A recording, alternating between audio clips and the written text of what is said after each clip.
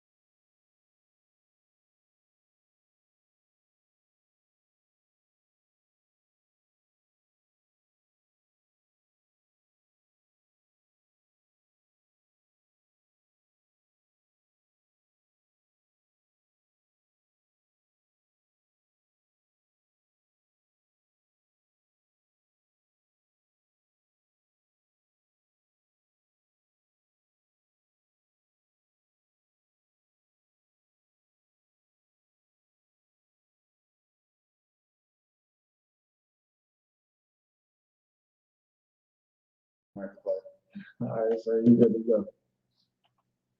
Any questions? Not yet, sir. No questions online. You got questions, brother? No. No questions in there. All right, cool. I need a Bible. I got you, buddy. Bible. Y'all got any questions? Type them in. Who remember what the topic gonna be for this week? I didn't get to my topic last week. Yeah, really got no questions. So no questions yet, which means I'm gonna be able to get into my topic, which is still cool. Could we cut this TV on the car? Put the logo up. All right, topic this week is going to be reincarnation. Right? Reincarnation.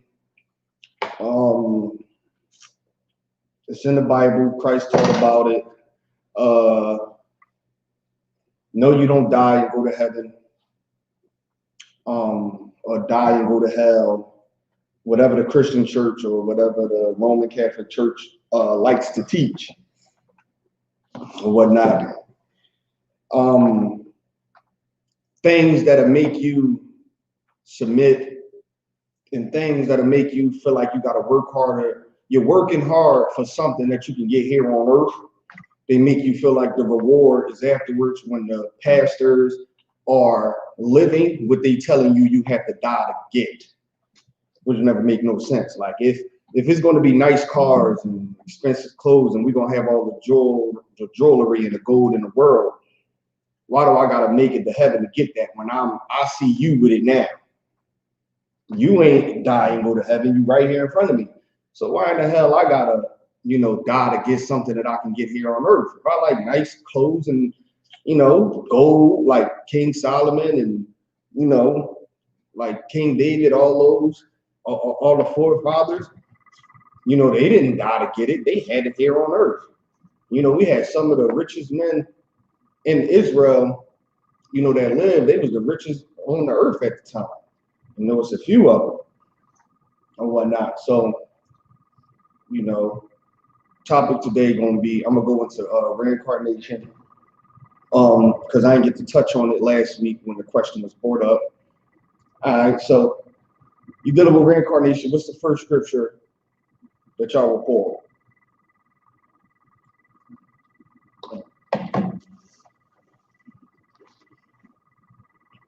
Y'all can type it in or go ahead, Nicole.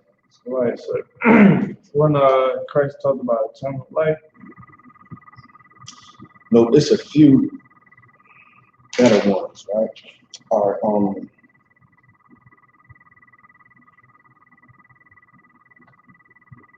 go ahead. who sent first? You said who sent first? Concept. What scripture?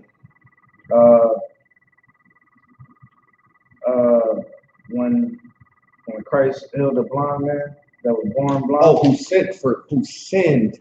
Like S-I-N first. Okay, I thought you said who sent first. Concept.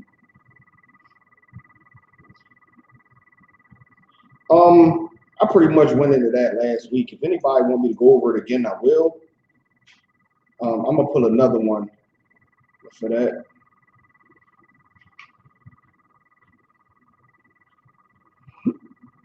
In Psalms,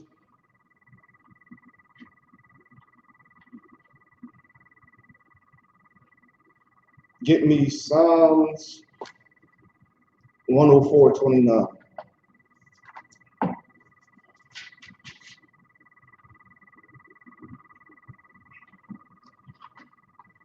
Hold on. Before y'all get to that, hold on.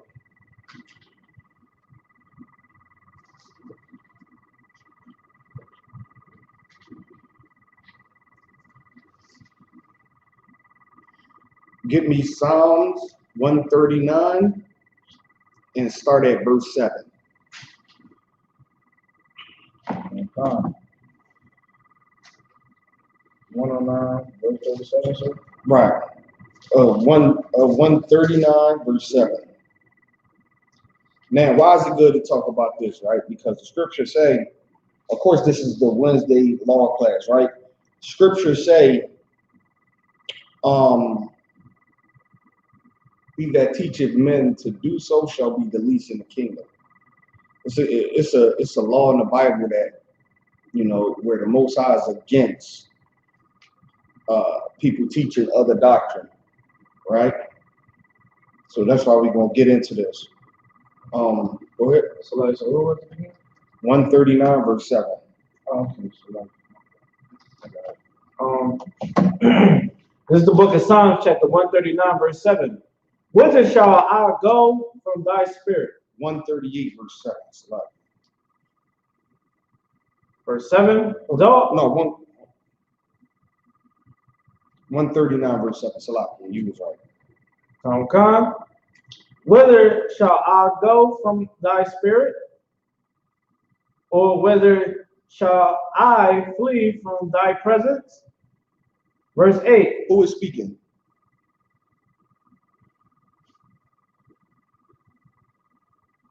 Do y'all know who is speaking? If the cat bothering you, you could let me know. We'll just put it away. He's all right. All right. Do y'all know who's speaking right here?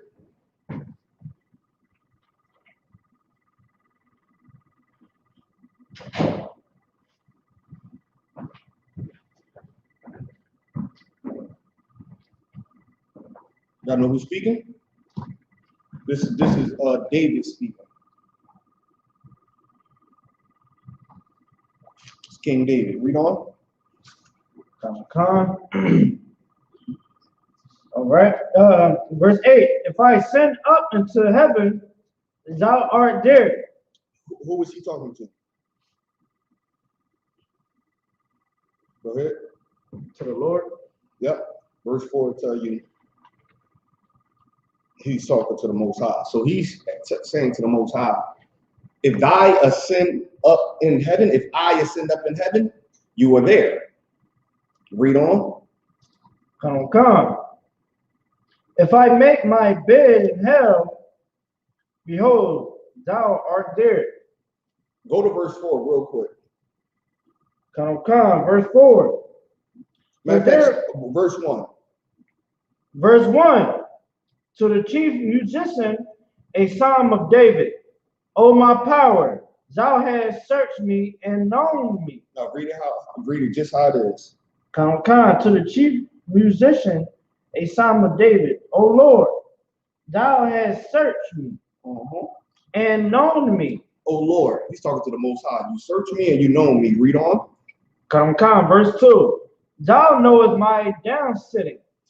Now, he's talking to the Most High, and he's saying, you know who I am, you know him this way, and he's running it down to the Most High.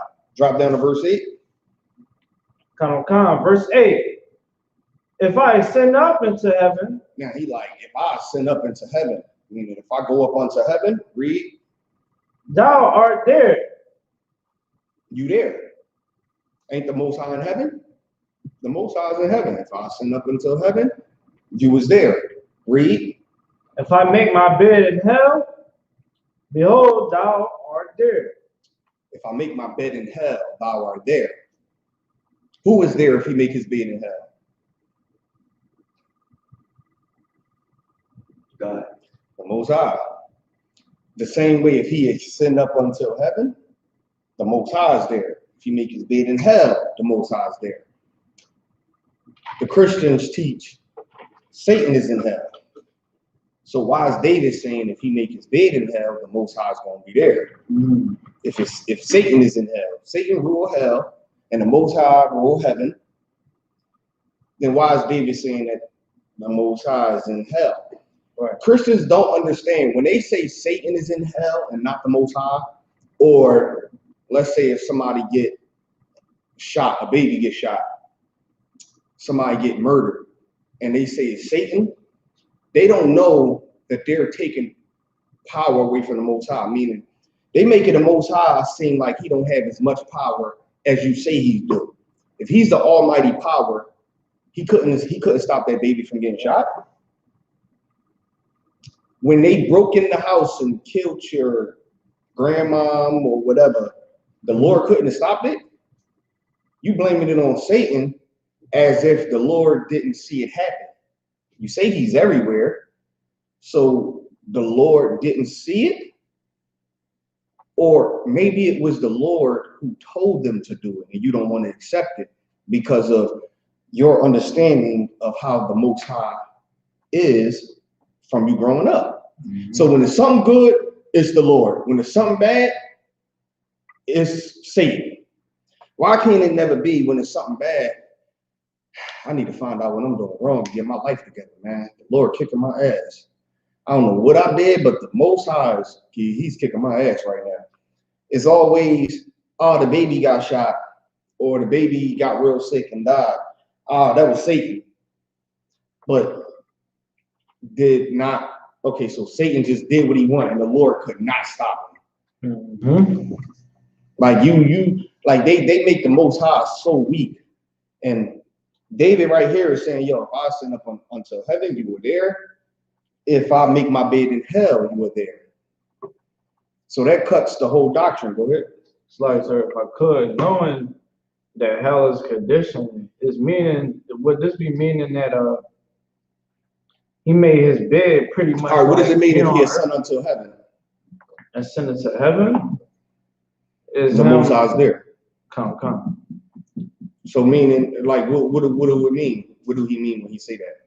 Because right now, that destroys the concept of the Most High is in heaven and Satan is in hell. Because right here in the Bible, David is saying the Most High is in heaven and he's in hell. So it's either you can run with the concept of heaven where you die and become an angel, or hell where you die and get tortured. If the Lord is there, that wouldn't make sense to the whole heaven and hell concept the Christians believe. So it gotta mean something else. So when he say he ascend until heaven, what is he talking about? The Most High is there. He's meaning in the afterlife? Because then when he make his bed in hell, it gotta mean the afterlife. Go ahead. That was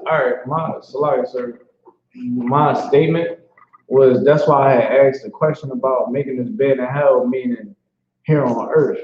Like he's right. So what do the heaven part mean? Go ahead. Sir, it's meaning in the condition of things, everything is great. Right. When he's at his highest, go ahead. Say that again, I didn't hear. Oh, say it again. Sir. So when the Lord, like take for Job, for instance, Job was in heaven. He was rich. He was what we would call a millionaire. He was rich. He had everything, big house, big land. That would be considered heaven. Everything in your life is going great. no issues, everything. You living at a higher standard. Nice house, everything is just going great. You ain't got to worry about police, none of that. Go ahead. So, like, sir, young man Jehudi from Camden said a high place. A high place. So he's at his highest in life, the Most High is there. So what does it mean if he make his bed in hell? Go ahead. So, like, sir, would that be meaning here on, in hell, he's doing wrong? Like, in conditions that we in, he's... All right, just think of the heaven part. Come. So what the hell part would have to mean? Go ahead. Impoverished. Right, at his lowest condition, the Most High is there. At my highest condition, the highest place, you there. At the lowest place, the lowest condition, you were there. But see, because the Christian church believe in so much of the Roman doctrine, that's why they believe in the hell doctrine, right, where it comes from Dante Inferno, where it's like 10 or 12 chambers of hell or something. When really back in those times, hell would actually mean like a grave or something. And they also had like, when they would catch a person doing something wrong, they had a big old pit, a real deep pit, that when you reach the bottom of it, it's dark. They would set it on fire and put people down there who broke the law. And they called that hell. So a lot of people would be like, yo, I don't want to do nothing wrong because I don't want to go to hell. And then it translated onto Dante Inferno came with a book. So people was just like the Christian church do everything else, just link it all together. I don't want to go underground and be burnt with fire from the devil, so I'm not going to do nothing wrong. When really it was just, you get thrown in the pit and they set it on fire and kill you. That's how they killed you. That was one of their forms of torture. Just like hanging people on a wooden cross was a form of torture in Rome. Christ was not the first, and he is not the last, and he wasn't the last to get crucified, or he wasn't the last to die on the cross. Remember, it was a person on his left and a person on his right who died with him. If I don't see Christians wearing 3 crosses to symbolize Christ and the 2 men that died on the side of him. Right. When one of the men was innocent that died with him. So it's just a whole bunch of BS. Read on, is a little bit more. All right, now go to Psalms 104 and 29. Come. We're in the book of Psalms, chapter 104 and verse 29. Thou hidest thy face. There are trouble. Verse up. Come, verse 28. Like, that's one thing I love about this truth, man, because religion don't teach you to think. Like, you can't go into church and be a member of a church for 10 years and now become someone who teaching in the church. Like, the pastor from when you was little up until you grown is the same person as teaching. Like, you don't think for yourself. You don't get taught nothing. Yeah, they had Bible studies, but you can never become a person who's teaching Bible study in the Christian church. They don't raise you up to do that because they got people who were there, because these people went to theologian school and all that, and they was taught what to teach. You haven't went to theologian school, so I don't give a damn how long you've been in here. I don't give a damn how long you've been learning under me. You're not teaching no Wednesday, Bible study class, no Friday Bible study class. I'm not going to allow you to do that because you might say something we don't like. I remember when I was going through a journey of trying to find God in my life, right? Everything to Wab Nagar? When I was going through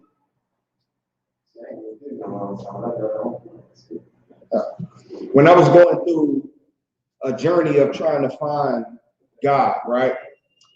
I was walking down the street in South Philly, and I came across this church that was open, right? So this was before I even discovered Israelite.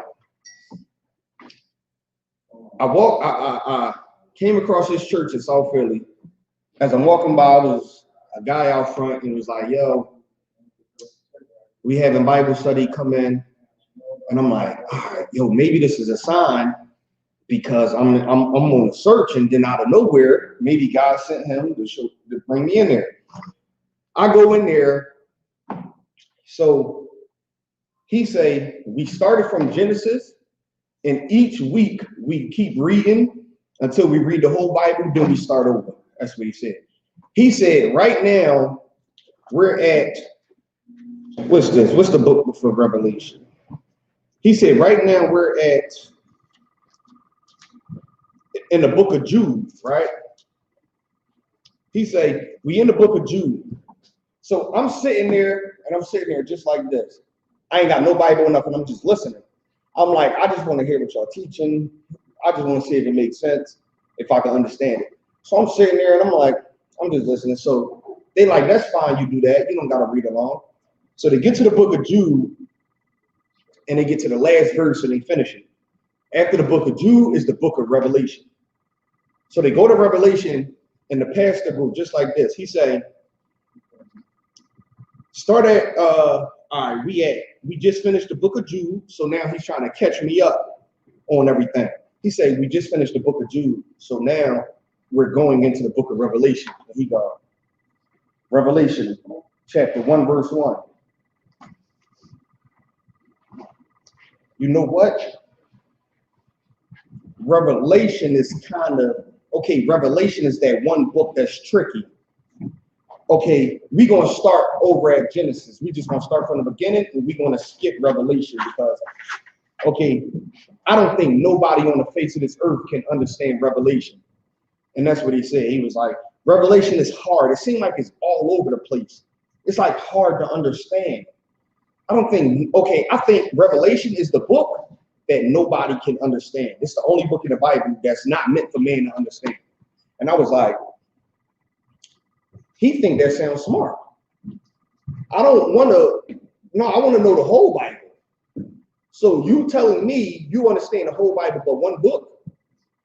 Why should I believe you understand all the other books? What's different about Revelation that you can't study to find out what it's saying that you did with all the other books? So now I'm sitting there like, he think he sounds smart. And I'm like, now I'm getting mad because I'm starting to feel like he's talking to me like I'm an idiot. And I'm like, okay, before I leave, I'm gonna flip this table over. He think I'm an idiot. He just wasted all my goddamn time. And I'm like, and then it hit me. I'm like, okay, you know what? As they started reading from the book of Genesis, I was just like, excuse me, I don't mean to interrupt, but I'm gonna just go ahead and go on. He's like, nah, brother, you can stay. I'm like, I'm gonna be honest with y'all. Y'all don't know what y'all talking about. I'm gonna be honest. Yo, I really can't get out of my mind what you just said about Revelation. That don't make no sense. Like, I'm pretty sure I could find somebody who can break down the book of Revelation. And I got up and walked out. As I walk out, hey, brother, just come back. And I just ignored him, and I just went on about my day. And I was mad as hell at myself, like, yo, okay, maybe I just walked into some, like, was that not a sign? I'm trying to, just bargain with myself. And then I came in here. A few months later, ended up in here. And one of my first questions was, do y'all understand the book of Revelation? And I think it was either Captain Tabo or Captain Hamakaba. I forgot which one it was, but when I said that, they was like, yeah, we understand it. What you want to know about it? And I was like, okay, I ain't got no questions, but okay, they sound pretty confident. Okay, yeah, let me show you something. Go to Revelations 1 and 14. I go to it, he read, I'm like, what? It blew my mind. I'm like, what? Oh my God. He just broke down a verse in Revelation. I just heard somebody say Revelation is a book that's not meant for man to understand. He just broke it down, and it's clear as day to me, right? That's clearly what it's saying. Oh, man. I'm sitting there like, yo, I'm gonna go back to that church and I'm gonna break this one verse down. So I'm gonna go back and I'm gonna break this verse down. I'm like, I can't wait to get out of here. I'm like, sitting through the class, I'm like, I can't wait. You know, so that's just how, you know, that's just how it goes. So finish on where you left off at. Somebody said, did you ever go back? I didn't, because even though I felt like that, by the time I got out the class, it was explained to me about the trooper program, officer program. Like, I asked more questions. So when they explained the trooper program, I was like, I'm gonna wait till I become a trooper and I'm gonna go back. You mean to tell me it's a program I can deal with, that, you know, it's a list y'all can give me that I can study, a test that I gotta pass, and it's everything on the test is enough for me to cut anybody? Oh, I'm gonna wait then. I'm gonna wait and I'm gonna go in there fully loaded. But when I became a trooper, you know, that was later on in the school, I knew I ain't going back in that goddamn church. They ain't gonna care anyway. What's a trooper? All right, so in the school we got ranks, right? So a trooper is like, right now you be considered a young man, right? You come into the class, you learning. So enough time of consistency, brothers will start to call around. Yo, have you noticed anybody in the school that's been coming, you know, seem like they on point, this is that and third? Yeah, I've been noticing brother such and such, been very consistent. He been 3-4 months strong. All right, cool. That later leads on to your Hebrew name. And the Hebrew name come from your characteristics, the spirit, the type of spirit you have on you. Like, his name Nakar. Nakar mean what? Respect, sir. Respect. So the spirit that he had on him, they like, yo, respect, a lot of respect, linked it up with him to fit his character. That's what we gonna name him. He was consistent enough to where it was like, you know, all right. One day he walked in here, he was no longer whatever his name was in the world, he became the car. Just off of consistency, he was coming and he showed, okay, this is the place that I need to be. You know, this is where I need to be. I believe what y'all saying. And the moment he got his Hebrew name, that's when you become a trooper. But they would ask you first. You don't have to be. They would ask you, you want to be a trooper? You know, it's a big responsibility to take on. That's when the real work kicks in. That's when it's, all right, listen, Lord, I'm ready. You know, it's not an easy job. If it was easy, we would have 30,000 people in here. You know, it's not meant for everybody to do. It's meant for the special to do, the strong. You know, so like my time in the truth, I've seen a lot of troopers. I've seen a lot of troopers, and I know the ones that slip through the cracks deserve to be here. Like, okay, this brother deserved to be here because I was once a trooper, and I know what it takes. I knew the blood, sweat, and tears, and I knew the sacrifice and the changes that I had to go through to strive to get where I want to be, and to strive to show the Most High that I want to, you know, serve Him. You know, I had to know that it don't come easy. So, which is why, because it's not an easy thing to do, a lot of people don't make it. You know, you become a trooper, it was meant for him to become a trooper. And with that being said, even though when brothers become a trooper, sometimes they don't make it to be an officer. You know, brothers come in 3 months strong and they become a trooper. You know, 3 months consistency. They become a trooper, and then the work step up, right? The work step up, they give it a little bit more responsibility, and then they just leave because they can't fight. And it's never really things that the school doing, right? Everybody that I ever known who left the truth always was because of something they were fighting in their normal life that they just couldn't win. They just wasn't strong enough to win. You know, brothers be strongly addicted to marijuana. And because they come into class and somebody asks a question about weed, they get paranoid. Oh, okay. He told him to ask that question.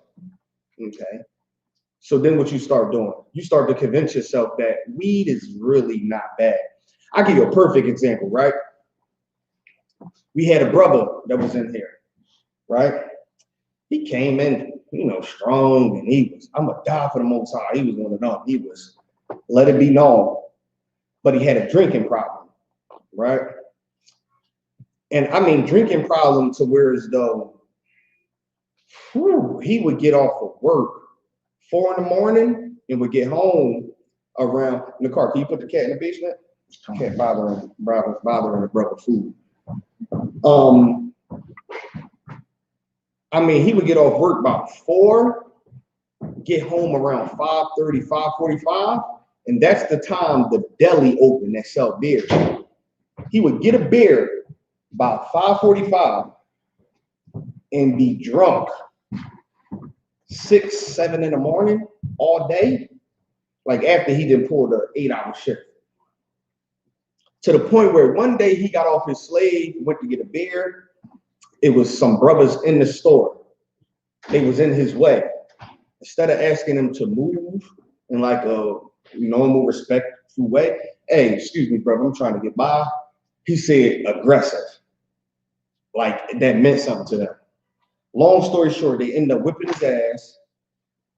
As we got down to the bottom of the story, he was an alcoholic and he didn't want to accept that. So then he started questioning, well, maybe y'all wrong because I know I'm not wrong. I know I'm not an alcoholic. Yeah, I drink every day, but I'm not an alcoholic. So now he started questioning, oh, we was wrong. Made YouTube videos and all that. Go ahead. I drink every day. I make my own wine, and I might drink 2 glasses of wine every day. I drink a glass today. There's nothing wrong with that.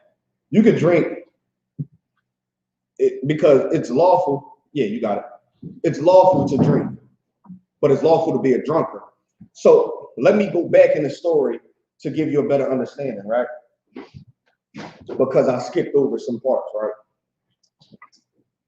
His problem was he needed beer so bad that when these brothers was in his way, he said, hey, yo, move, y'all in my way. Yo, who the hell are you talking to? You, move. What are you so aggressive for? Because he needed the alcohol. He needed the beer in his system that bad.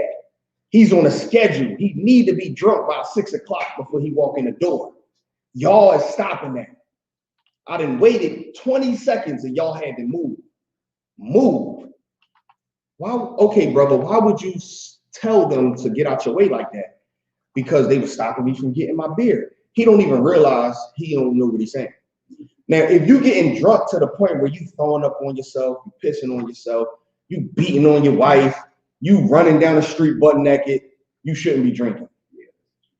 You shouldn't be drinking. But if you want to have a glass of wine, it's healthy. Red wine, all that is healthy. You want to have a glass of wine every day. You want to have a glass of wine every Tuesday. You want to have some liquor every Wednesday. You can do that. It's just, it becomes a sin and a problem when you, hey, yo, McCar, give me Revelation chapter 1:14. Okay, you need to stop drinking. I get up and then piss my pants and I'm throwing, now become a problem. So him, because he needed liquor, it was, the demon was making him angry. Like, yo, they ain't gonna let you drink. You always drink. Why they in your way? I'll give you another one. That's not even the only incident. He was at a bar somewhere close to here. He was leaving the bar, drunk as hell. He seen a normal brother walking down the street and decided to say, hey, are you an Israelite? The brother said, no. You wicked ass nigga. And he blazing on a random brother. The brother whipped his ass. What made you even stop the brother and say anything to him. Hey, I was drunk. If every time we ask you what make you do what you did and you say you were drunk, you need to stop drinking. Right. That's a drunkard. That's a sin. Shit, they said what? Christ was a wine. They said Christ, they call Christ a wine bibber. Why? Because every time they seen him, he drunk wine. He was drinking wine. His eyes were bloodshot red. Why? Because he was drinking wine. But Christ wasn't walking around here no drunkard. But the fact they seen him drinking wine all the time, yo, he's an alcoholic. So it's a difference. Go ahead. Right, sir. If I could, you know, like yourself or General Muhammad, you know, y'all not out here drinking every day, and you know what I mean. Like it's always a cup in your hand, and you up there, but they would see you in class because that y'all would be. Listen, it's easy to take advantage or beat up a drunk person. A drunkard. If you think I'm a drunkard, while I'm drinking, just run up on the podium. Not saying y'all, just anybody who out there say, yo, this nigga's a drunkard. Okay, if you feel that way, just run up on the podium. You want to see how drunk I am. All right, hold on, let me take another sip. That's some good liquor too. All right. If you think I'm that drunk, shit, wait outside, you know. If you just think it's you know. We don't, that's the difference. We just don't talk in here. Like you can't find a class where we sipping liquor or alcohol or whatnot and we just babbling and just, you know, just saying what the hell we want. We know our limits. We know what not to make us alcoholic or whatnot. So that's right. You know, it's just that. So before I lose my topic, any questions before I get back on the topic? No, sir. And I had a scripture. All right, go ahead. Come. Verse 27. No, so like it. We're in the book of Psalms, chapter 104, and verse 27. These wait all upon thee, that thou mayest give them their meat in due season. Verse 28. That thou givest them, they gather, thou openest thine hand, they are filled with good. Verse 29, thou hidest thy face, they are troubled. Thou takest away their breath, they die and return to their dust. All right, Salak in the car. The cat back up here, right? You might gotta shut the basement door back there. Because when you put it down there, it's just running right up here like. So I definitely close the door in the back. Okay, you probably got to close both of them because one of them don't fully close, or I don't know. Maybe the cat is confused. Maybe the cat, turning the door down. No, the cat outsmarted you, the car. Come on, car. Nah, I'm messing with you, dog. So how does thy face? They are troubled. What does that mean? Who hide their face? And anybody online, y'all can type in the answer too, right? Who, when the scriptures say thou hidest thy face, who hide thy face? The Lord. The Most High hide his face. Who is troubled?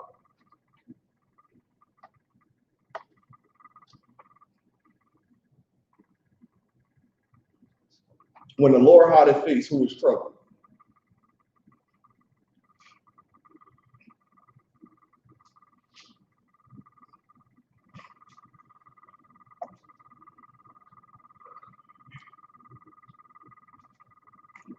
All right, read it again, the card. Come. Verse 29. Thou hidest thy face. They are troubled. The Most High hide his face, so who would be troubled? Anybody online, y'all can type in the answer. Go ahead, brother. The people.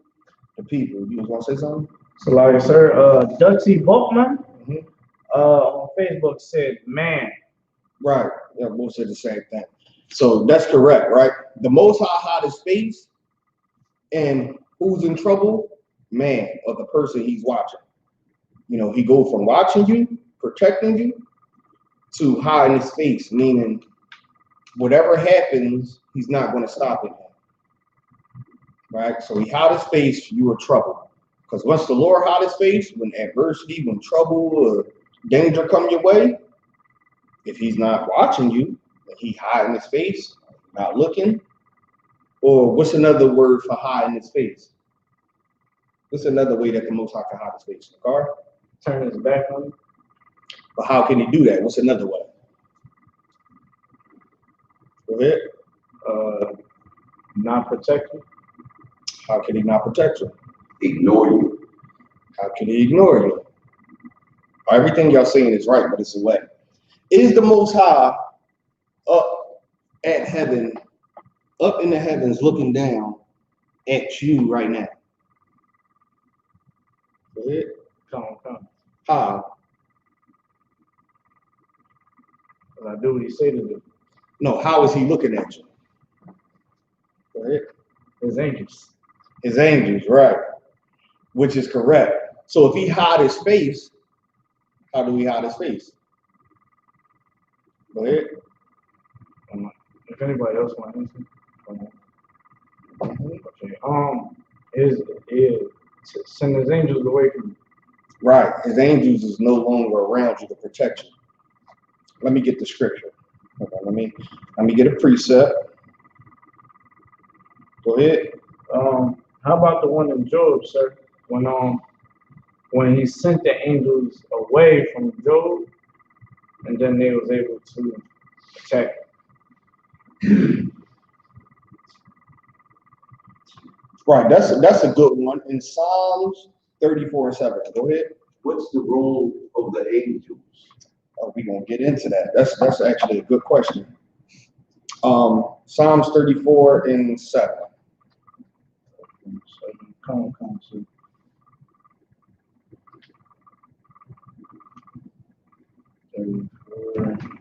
Seven. Okay, sir. This is the book of Psalms, chapter 34, and verse 7. The angel of the Lord encampeth around them that fear him. Now they encampeth, meaning the angels of the Lord they encampeth, meaning they camp out, they around you. The people that fears him. When you fear the Most High, he put angels around you to protect you, to make sure nothing happens. So when he hide his face, them angels that encampeth around you go away. They no longer around you to protect you. So you might be planning your day to, go somewhere, and it might be very dangerous to go. The angels of the Lord are going to do something to where as though you might not go, or when you go, or when you go, nothing won't happen to you. And you'll be like, God damn, how did I make it out of there? And that was a miracle. Because as you was leaving, them angels was around you, so nothing couldn't get near you. Or you could be like, yo, I was going to go to such and such today. I'm glad I didn't go. I just heard what happened tonight. Angels of the Lord, nah, you're going to stay here tonight, play. Man, so is there any more on that? Kind of, sir.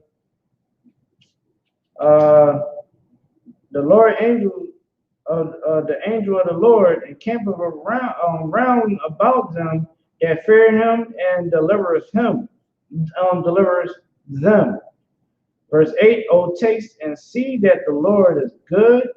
Blessed is the man that trusteth in All right, him.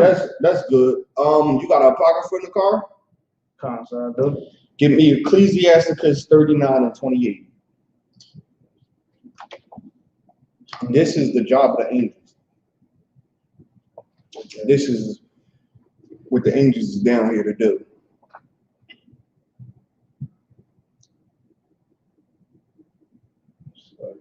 Ecclesiasticus 29 and 38. 39:28. Okay. It's the book of Ecclesiastes, chapter 39, verse 28. There be spirits that are created for vengeance. There be spirits that are created for vengeance, right? you got what's the spirits that created for vengeance? The angels, right? There's spirits that's created for vengeance, right? You got some spirits that's created to protect you, right? And we're gonna get that in Proverbs, the 1st chapter. Some spirits that's created to protect you, some spirits that's created to strictly kill. Read it again. Con. Verse 28, there be spirits that are created for vengeance, which in their fury lay on sore strokes. Now, in their fury, lay on sore strokes, meaning what? Go ahead. They dare to really do some harm.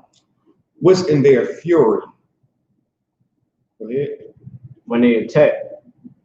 Or when they angry. Lay on sore strokes. What's sore strokes? Go ahead. Meaning that they're going to put a hurting on you. Right. And read on. Con. All right. In the time of destruction, they pour out their force. Now, what's the force? In their time of destruction, they pull out their force, meaning what? Go ahead. Like I said, they really gonna put a hurting on you. They really pull out the force. Like you have, like the saying they say, a force to be reckoned with. Like, nah, this is somebody you don't want to go there with. In their time, they really pull out their force. Like it's going to be known that this one came from the Lord. Read on. Con. And appease the wrath of him that made them. Appease the wrath, meaning what?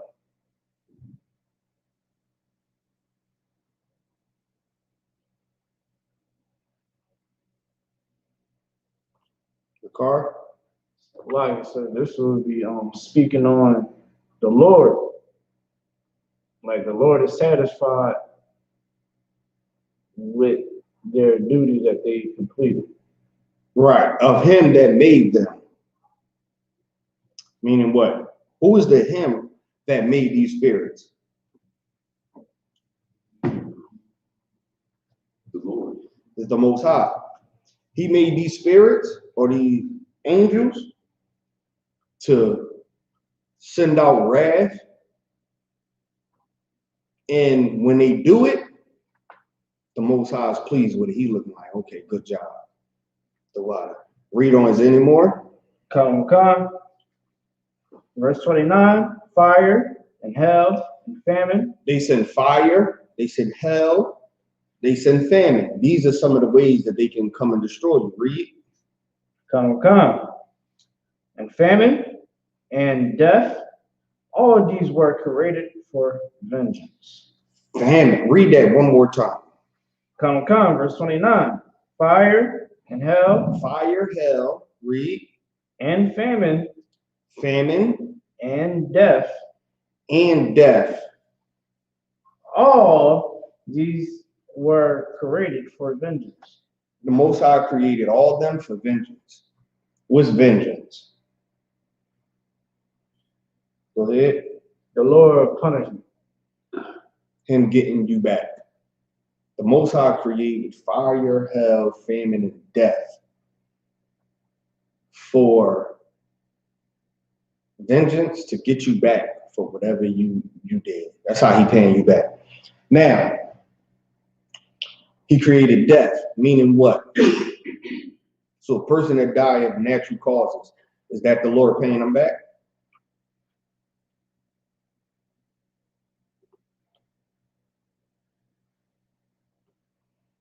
Because the scripture just said he created death to pay them back. Go ahead. In the car, hold Psalm 78 and 49. 78 verse 49. Psalm 78, 49. Mm-hmm. Hold on, brother had a hand up. Go ahead, brother. You want to say something? God praise you back for the rain you've been doing your whole life, and lying and whatever else you've been doing, and trying to bubble up to other places where, it's out of place sometimes, wherever it might be. So what's the death that he created? It said he created hell. What was it? It was fire, hell, and famine, and death for vengeance. So what's the death that he created?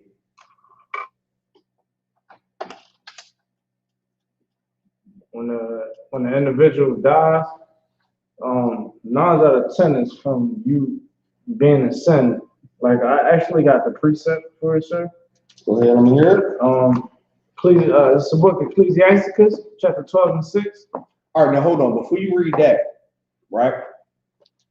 What's the death that you died from? Go ahead. Your transgression, sir. Okay, but you died from your transgression from famine, hell, and fire. Okay. So what's the death? What's the death part? Like, give me a transgression. I damn near give it to you. Go ahead. Stealing.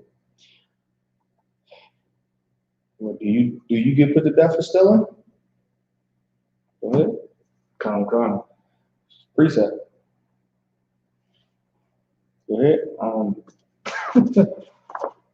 Go ahead. So like, sir, is we talking about Old Testament or we just saying period? I just cut you. Old Testament? Are we talking old? No, we talking New Testament. Come. So what's the law on stealing in the New Testament? Go ahead. It's all ways the same. So with that being said, the law in the New Testament of stealing is no law in the New Testament on stealing. It's the same as the law in the Old Testament. come. That's why you never want to say that. You open the door for, so it's new laws in the New Testament then. Oh, so we ain't going off the Old Testament. We going off the New Testament. There's no new law in the New Testament. Everything is out of the Old Testament. It's just them. When you hear laws in the New Testament, they getting it out of the Old Testament. Come. It's a scripture you can find it on in Leviticus, Numbers, Deuteronomy, any one of them. You never want to say, are we talking Old Testament or New Testament? Because the scripture you just quoted was a precept for the Old Testament, meaning there's no sin that's different. All said, if you a murderer, because you keep the laws but don't murder, because you keep the laws but you murder, it's like you're breaking all the laws. Or because you keep all the laws but you commit adultery, it's like you're breaking all the laws. So you never want to think, all right, but look, the Christian is good with this. All right, but look, I mean, I don't kill, but you eat shrimp, crab, and lobster. What's the difference? So like, yeah, do you know that? What a brother right here. Go ahead. What is that law for stealing? The law on stealing is you just got to pay it back plus more. So if I steal, whatever I steal from you, I got to replace it plus more, whatever y'all work out. I mean, you don't get put to death for stealing or whatnot. There's certain laws you get put to death for. Certain laws you just gotta, I would say, reimburse them for or whatnot. Commit adultery, you kill them both. Homosexuality, kill them both. Drug dealers, kill them. Stealing, you just gotta replace it. Go ahead. Like, so I remember I was watching, I was listening to the old tape of the old One West, like back in the day. And there's another thing too, real quick. And I want to say old One West. Because they make it seem like the One West we in is new. There's nothing, the only thing new about now is us. I wasn't in the 80s and the 90s. But what they learned in the 80s and the 90s, I'm learning now. So I'm One West. So that's why some people you know, they be like, oh, so you One West? Yeah, I'm One West. Now they so simple, they'll be like, how old is you? Now I know they asking that because when I tell them my age, they know I wasn't there in the 70s and 80s. So me saying I'm One West, they like, you can't be because you wasn't with that school, because they looking at us now as we're not One West. Right. When it's I'm One West, the same thing that was taught back then is taught now. I done seen plenty of tapes where the very same breakdowns that get broke down today was taught 69 in the 70s, in the 80s. I mean, I done seen tapes where, like, a brother got the tapes where they got the dates on them, 72, 74, 76, and they breaking down the color of Christ. They all the test scriptures, they breaking it down the exact same way we break it down. Mm-hmm. Exact same way. Like, I was sitting there like, yo, I'm really watching the tape from the 80s, and I sound just like him. Right. Like, what? You cannot tell me I'm not One West. Come on. I'm not One West. Challenge me on the scriptures and see if I'm One West. Right. Because when I'm done with you, you gonna say, man, he sound like the man in Generation. Man, that nigga, he sound like all them cats back then who ain't know the truth. When you tell me I sound like anybody from the 70s or 80s, you just said I wasn't One West though. Wasn't you in the truth in the 70s or 80s? I sound like what you was taught. Right. I'm One West till they buried me. Right. Just because I was born in whatever year does not mean that I'm not One West. That's right. Because you can't pull a breakdown that's taught today that was different from back then. It's all the same. Go ahead. Salai, sir. So I caught myself, if I could, myself. I remember the general letting it be known. I meant to say back in the day, right? Back in the day, you know, it was a little bit more different. The social media wasn't out there. It was very different. So, you know, the words was a little bit more different because you ain't have nobody, nobody couldn't censor what you was putting on tape. So I remember, like, when I watched it, it was good for watching because I actually got to hear how we really feel about drug dealers. You know, they said, man, I can't wait till the day that Christ comes back so I can put your stinking homosexual behind the death. I was like, good night. And the whole tape for like 2 hours, they just like, you better get right. Because when Christ comes back, and it's soon, it's going to be off with your head. I'm like, good night. And the good thing about knowing our history here in the UPK, you know, you see it was, like you said, it's the same thing. Like breaking down, I remember I was knowing the scripture they was going to. I was like, yeah, I would go to that too. You know what I mean? And of course, like I said, we can't sound like that on the street unless that clip going to be. We know exactly how they feel. Listen, that's why when the scriptures say one body, one spirit, right, that is true. Mm-hmm. Because you would find yourself saying plenty of things, and then you would watch a tape from 20, 30 years ago and hear them say the same thing. That's the spirit of One West.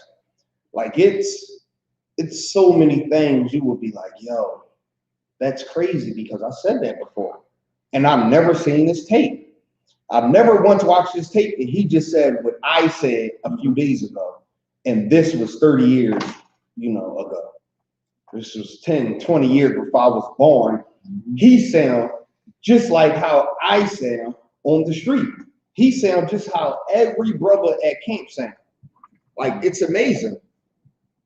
Like, it's amazing. You find the right brother with them old school tapes and you watch them, you will be like, okay, the school that I walked in on 69th Street is no different from the tape that I just watched of them brothers in Harlem.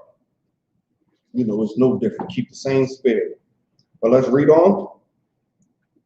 Khan. All right. Good. Oh, Salaki, so you wanted a precept that I had for the death? Yep. Okay. The book of Ecclesiasticus, chapter 12 and 6. For the Most High hateth sinners and will repay vengeance unto the ungodly.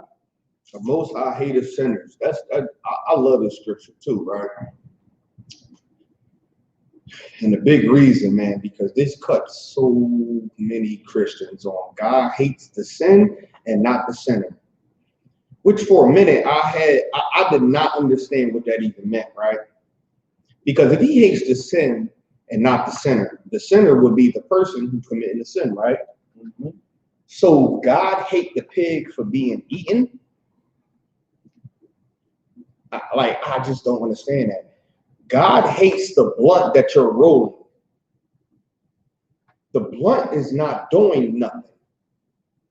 You roll the blunt, smoke it, get high, and go rob a bank.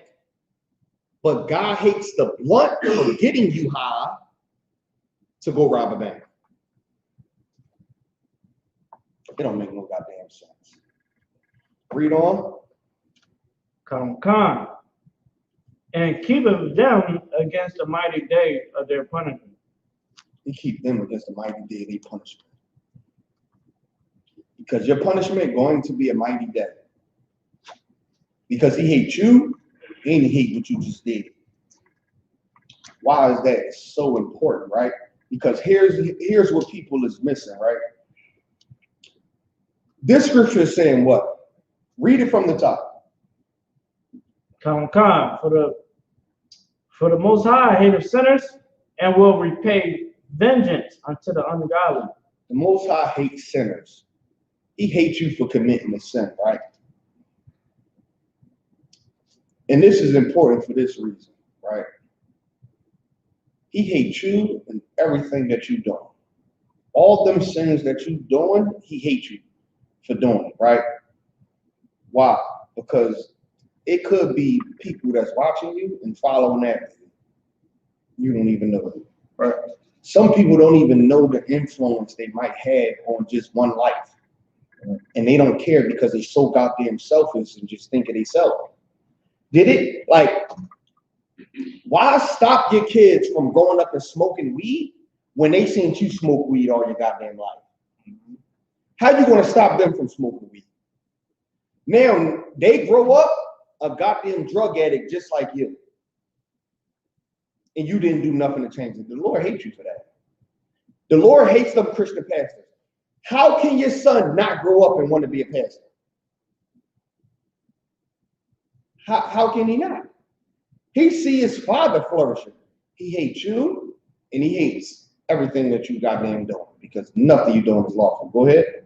Larry, sir, and my slave, it's a brother, it's a brother, and he dealt with this white girl that worked there, and I know the white girl, and I found out. I'm like, hold on, you talking to the brother? I was like, dang, and I'm looking at Bull like, man, all these sisters in here, you gonna deal with this piece of trash, this trailer park trash, and then I'm having a conversation. I don't know how they came to the Bible, but he was like, yeah, my dad's a pastor. He runs a church. And I'm looking like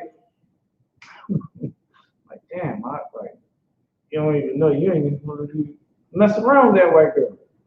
You know what I mean? And so like you said,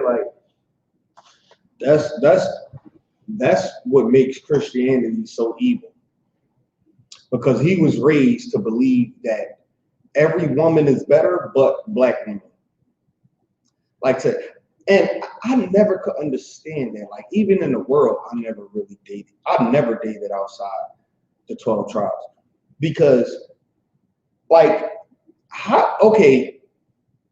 you cannot make an argument and say that sisters are not some of the most down women on the face of this earth. Mm-hmm. Come on. Like, how can you sit here and say that Israel women are not the most damn women on the face of this earth? Look at what they went through. Look at the condition they in. They are some of the most ride or die women on the face of this earth. That's right. The best women to have. Right. They're the best women to have. Everybody on the face of the earth wants. And some black men make it into the sports entertainment shit and they get a white woman because it's a trophy. But it never goes good. Ask Tiger Woods. It never go good. It don't go good. Ask Kanye West. It's a list. But then you got like LeBron James. You got women. You got some of these athletes who've been with their women since high school. And then you hear their story. They sleeping in cars together. Oh man, I can go on and on. Black, Hispanic, and Native American women are the most down women on the face of this earth. There's no more loyal woman on the face of this earth. Them so-called oppressor women, first of all, they're not even loyal because all they do is beat black athletes. That's all they do. He get on, he got a guaranteed, contract and going to make this amount of money. Now she with him. She's a traitor to her people. She's a traitor. You see more oppressor women dating athletes because they are traitors. Now, why they don't want that sister that's in the hood? When she's down, she's loyal. She's gonna rock with you. She been with you when you ain't have nothing. You get on and get her. Come on, man. When you at the height of your career, she gonna leave you and take everything. Come on, man. Let's be real. Let me get a time check. Time check, sir. 8:47. All right, we can read on. Come, sir. You want to go back to the book of Psalms? Come. And if anybody got any questions, raise their hand. If you got any questions online, type them in. And I'm going to get to them these last 10 minutes of class. Read on. So like, sir, you went in the book of Psalms 74. 78. Psalms 78. And 49. 39. 39, yep. Appreciate it, brother. Wow.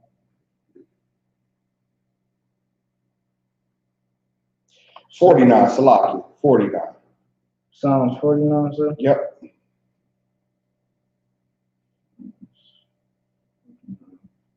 If you got it, brother, you can read it. Psalm 78, verse 49. He cast upon them the fierceness of his anger. The Lord cast upon them the fierceness of his angels. Meaning what? Somebody tell me what that means.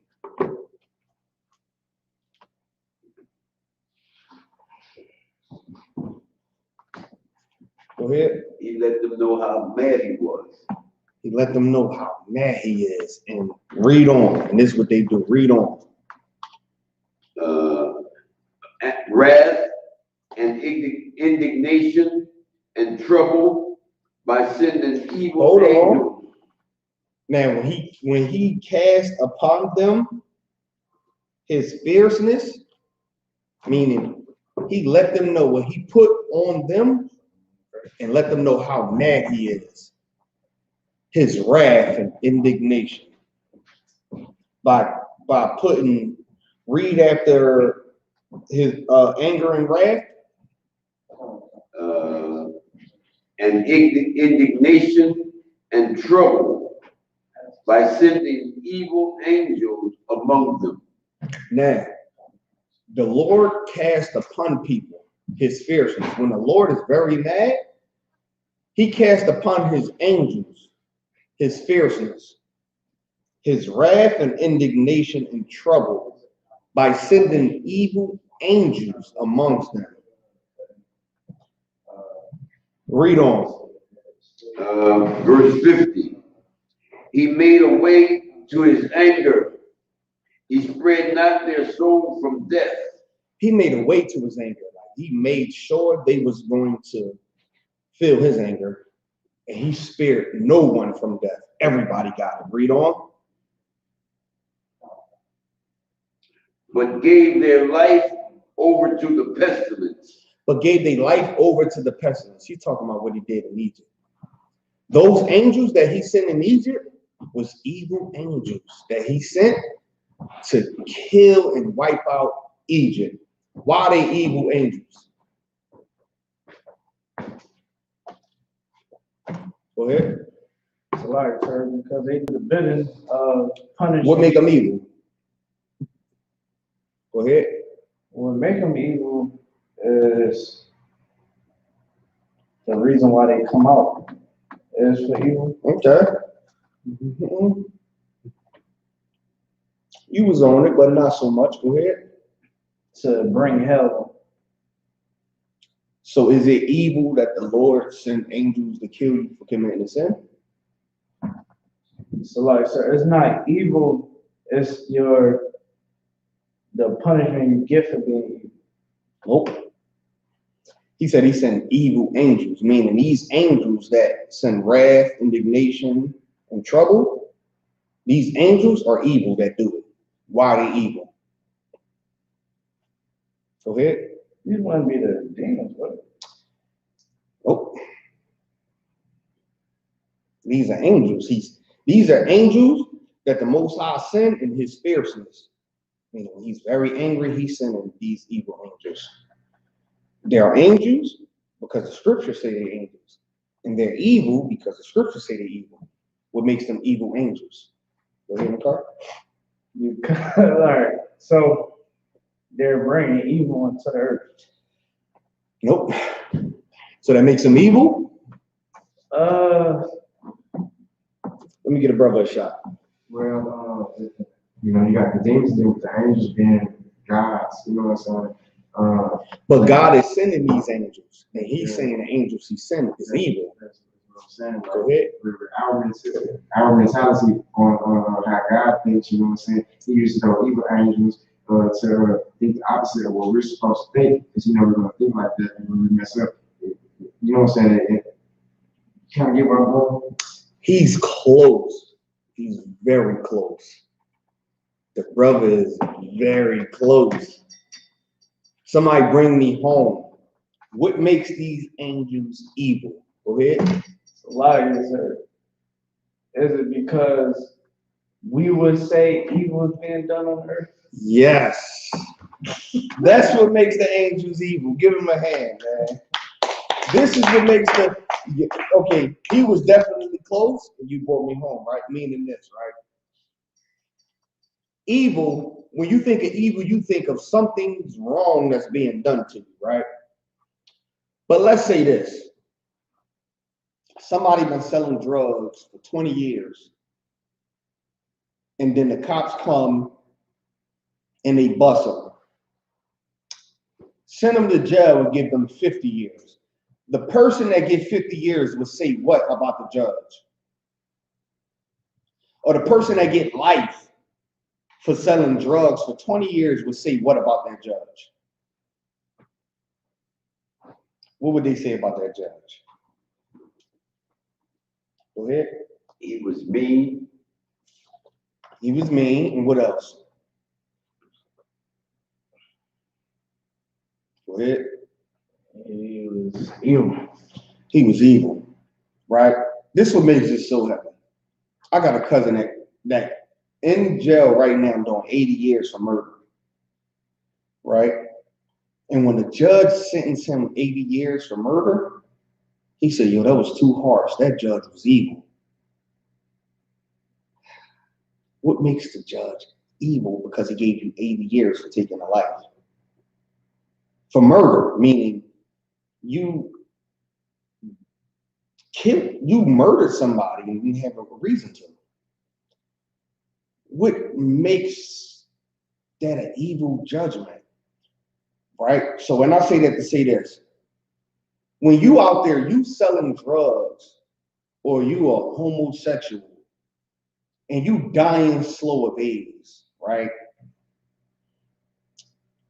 That does not make the Lord evil because he didn't save you when you wanted him to. You prayed so much and wanted the Lord to save you, now you got 2 weeks to live when there's no change. Now the Lord is evil for doing it? Okay, it might seem evil. You know, a straight bullet hit a innocent bystander. Oh, that was evil. That was an evil act, right? But what makes it evil is because when it happened to you, how bad it was, you say, man, some evil, some evil stuff just happened to me, man. Oh man, them judges evil. What you was in jail for? And then you hear it and you be like, I mean, all right, you say so. You say so. Or you've been sleeping with brothers' wives for the longest. I mean, for years. Finally, one day a brother come home, catch you, now you in a wheelchair. You think that brother is the evilest nigga on the face of this earth. What makes him evil? What makes the Lord evil? Them angels that he come to send upon you, to send his wrath and indignation, they're only evil because it's happening to you. It's happening to you. Does not a pedophile think that it's evil that the judge would get him the death penalty? Hell yeah. Love is love. That's how they feel. Love is love. So now you molest 20 children, get the death penalty. And the judge is evil? The Lord is evil for not stopping that judge from changing his mind and not giving you the death penalty. It's only evil because it's happening to you. But everyone else that's watching it is not evil to them. Man, he deserved that. I'm glad they gave him that. You know what he did? Nah, it's evil because it's happening to you. Nicole, you had your hand up? Sir, if I could, talking even about that whole pedophile thing, what you said was so heavy. The officer Matazapa in Delaware, he had played a video about pedophiles and the whole mindset. Like, it was disturbing because this was like back in the 90s. So this video was taking place in the 90s, and it was like kind of like a documentary on pedophiles. And the guy in his head, like, let's say my stepson would have said hi, and he would take that somewhere else. Like, yeah, he was hitting on me. And love is love, and it's sad because that's how, you know what I mean? There's individuals out here, and they really would look at that judge like he is the evilest man in the world. Like, I want to love little boys and stuff like that. Listen, and that's why it makes the Bible so right? Because all that is African culture, which is why I understand why when we came out of Egypt, the Lord said, y'all can't shave y'all heads, bald, y'all can't get shape ups, y'all can't enlarge the corners of y'all beard. I totally understand it, right? I watched one documentary, right? And this girl was like 12, 11, right? Over there, one of them countries in Africa. Her father gave her over to be married at like 11, 12 because she had her period. And they had like some crazy ritual where the husband had to run on the back of 12 cows, butt naked. And it was so much disgusting, disturbing things that was happening. As I'm watching it, I'm like, yo, this is really African culture and the oppressive culture on this pedophilia stuff, to where as though if she have a period, she's able to marry. Which is why I understand when the Most High say, don't follow after the ways of Egypt. He put a difference between the Egyptians and the Israelites, because we are so stuck on their culture and following after them till we start to believe in what they believe in. So you see, like I don't like look, you see something that you feel is right, she got a period, you think you can marry her. Like a lot of them so-called Israelite groups believe, especially GMS. They don't realize that they're following African culture, right, by saying because she got a period, she can marry. What? That sounds crazy. And you only see that in African culture. Like, come on, man. Anybody had their hand up? Somebody had their hand up. All right, is there any questions? No, sir. I actually think I did have one on search line here. Okay, about the I had a question, right, sir, about the angels, like you know, common ones that you'll hear about. Michael, Michael, the archangel, like Michael, Gabriel.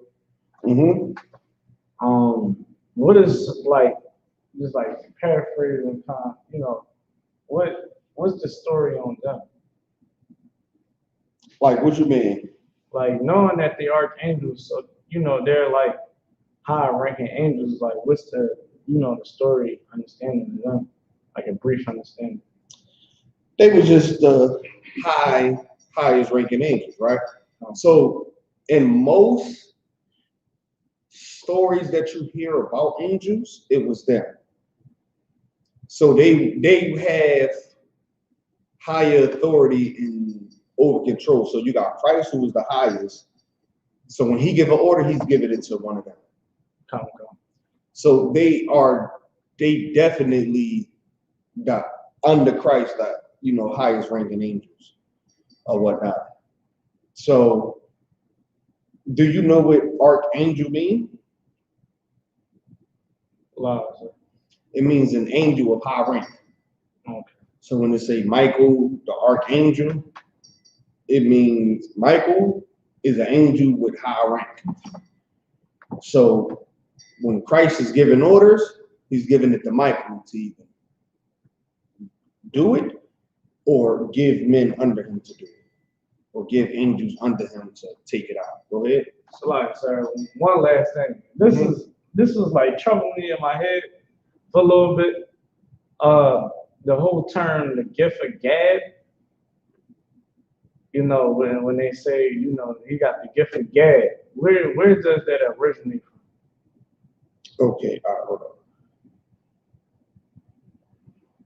All right, now, okay, Salakia. Say that again. The gift of gab. No, I'm saying repeat your whole question. Oh, Salakia. So where does the gift of gab term originate from? Let's look it up. Come.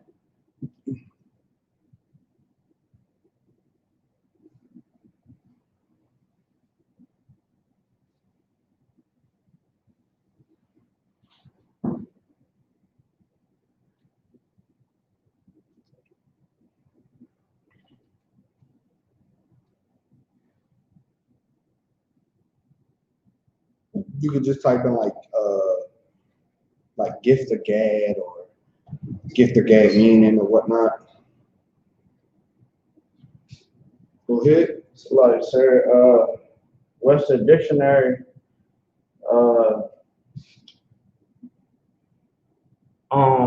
Says that the ability to talk gibbily and persuasive.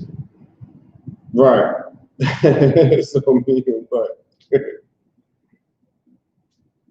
Go ahead. Meaning that you know how to persuade somebody.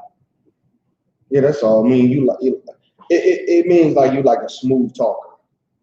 You got the ability to talk proper. You got the ability to get anything you want, no matter the situation. That's where the term comes from. No matter what situation, you at the club. See, look, he got to get the gas. That's why he laughing. He like, yo, I understand what he's talking about. I mean, You at the bar or something, you see a nice little, you know what I mean, thing you want to holler at. Them, you got the words. Like I tell you, Captain Soccer War got the gift of gab. You know what I mean? He got them words that make okay. You, no matter the situation you in, whether you battling, debating, whether you trying to get a woman or whatever, you just got the gift to know what to get. Go ahead. I was laughing because I was in a situation like that with this girl. And I was talking to her, I was shooting down everything she said, and I would come back with something, trying to persuade her to get Right. And she said, "You're a smooth." He got the gift of gab right there. Man. He do it. Go ahead. So for years, after that, the gift of gab was referred. That's why I asked you the question before about the angel Gabriel. So I didn't know if it was about, you know. No, it's gab. G-A-B, not G-A-B. Gift of gab? Gift of gab. So you thinking Gad as in Gabriel, but it's the gift of Gad. The gift of Gad. But that's how we say it. Which is why you can think it's talking about Gab when it's Gab. When it Gabba when it's Gad.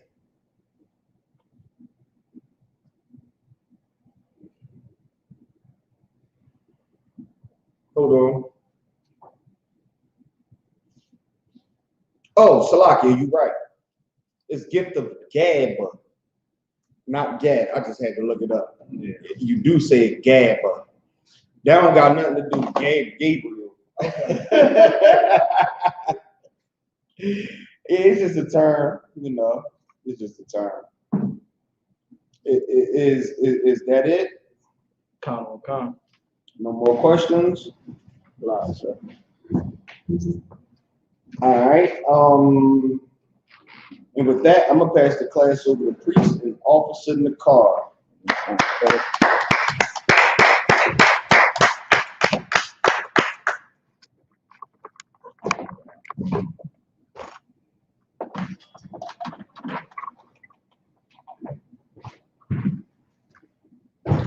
Let's play it up, y'all. The officer man out there. All right.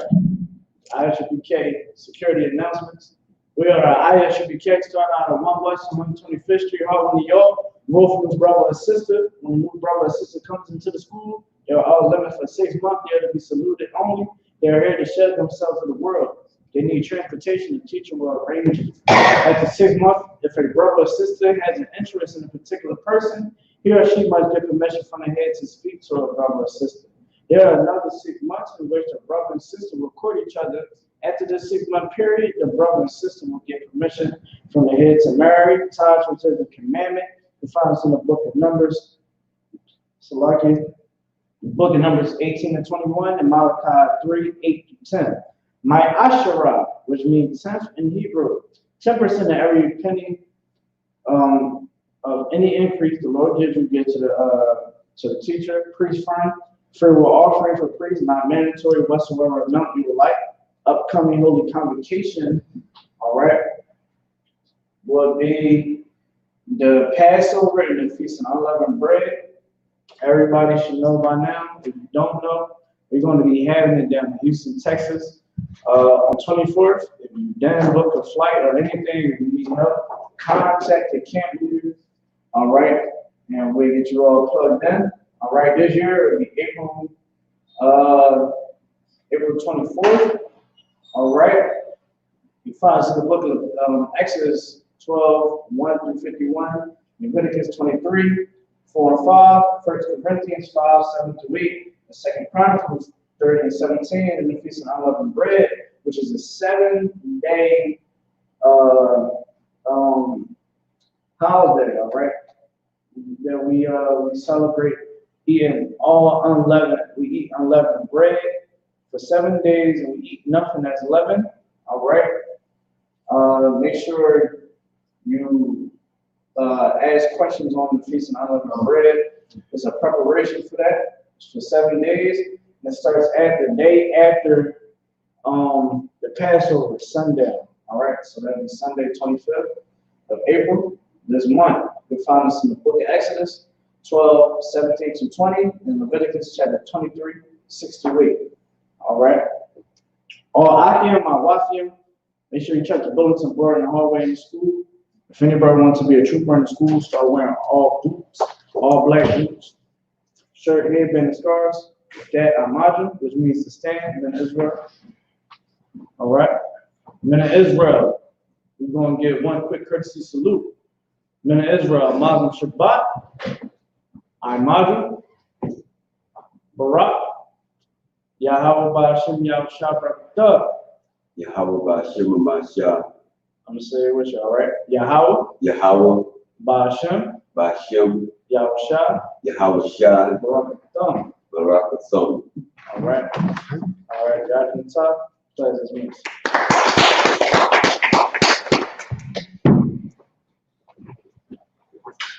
And you know, I had a point to work.